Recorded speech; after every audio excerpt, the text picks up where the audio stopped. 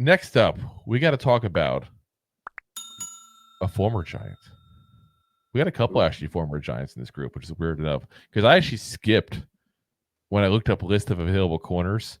There was guys like Jalen Mills and people like that, and I'm like, I'm gonna skip these guys. We were to cut them. But next up is a guy we had on a roster the last couple of years, and that's Adoree Jackson. And I keep hearing Giants fans talk about Adoree Jackson over and over again. Like, why don't the Giants just pick up Adoree Jackson? Why don't the Giants just pick up Adoree Jackson? There's a reason why. There's definitely a reason why. We'll get into that in a minute. Let's go into the review real quick on Adoree.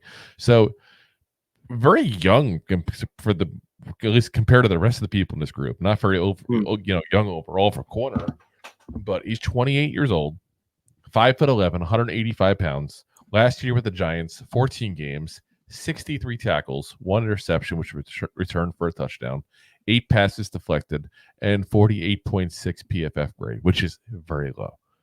Now, we haven't said this in a while, so I'm going to repeat something I've said multiple times in the past. We've looked at guys in the secondary. Tackles is a very, very misleading stat when it comes to corners. Because in most positions, when you have a ton of tackles, that means you're getting to the ball, you're making big plays, blah, blah, blah, stuff you want to hear. When you're a corner and you have too many tackles, that means people are catching the ball around you, which is your main goal. You're not doing the job. Yeah. So 63 tackles, guys, in 14 games. Not even a full season, in 14 games. Like, that's a lot of tackles to be given up, guys. That is a lot of tackles.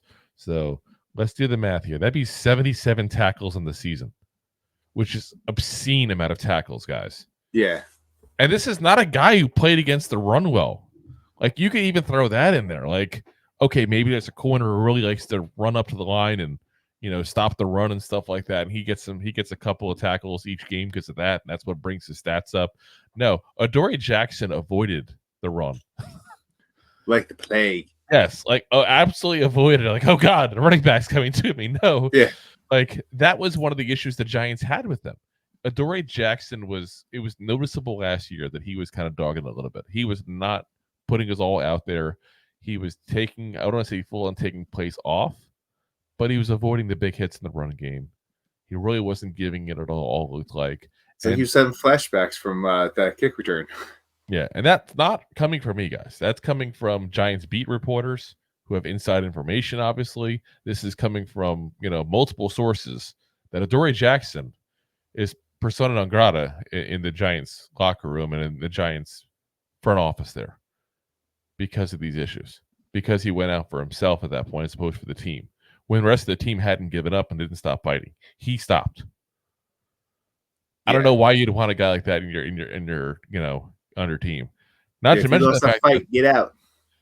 That he was in serious decline last year, I really thought he did not look nearly as good as the prior years. Now, his best year was his very first year with us.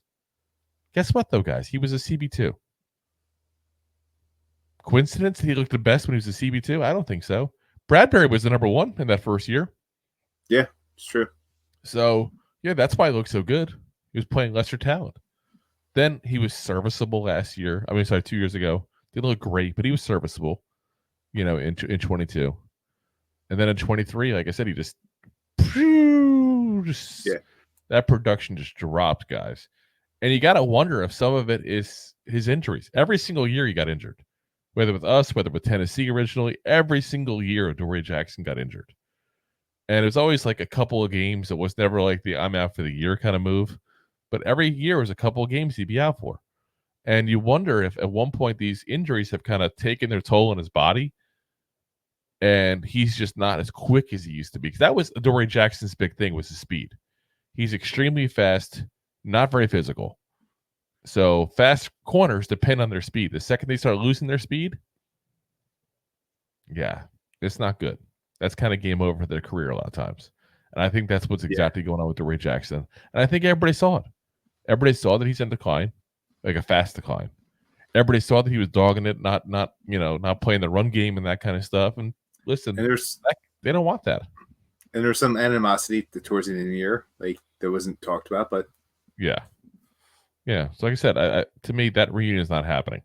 I know people keep talking about it, and some people are, listen, we're not that desperate. That's bad. It sounds bad. It's like a bad breakup. We're not that desperate to go back to you. That's where we're at with the Adoree Jackson guys. I really don't think he's that good anymore. I think people are kind of remembering him how he was the first 2 years as a Giant and forgetting how bad he was last year. Keep in mind, Trey Hawkins was taking his starting job with him. Yeah, let's not forget that. Yeah. I know Trey Hawkins was talked up as this great corner in camp and everything, but we all know Trey Hawkins was not that great. And he was beating him in camp at points. So, yeah.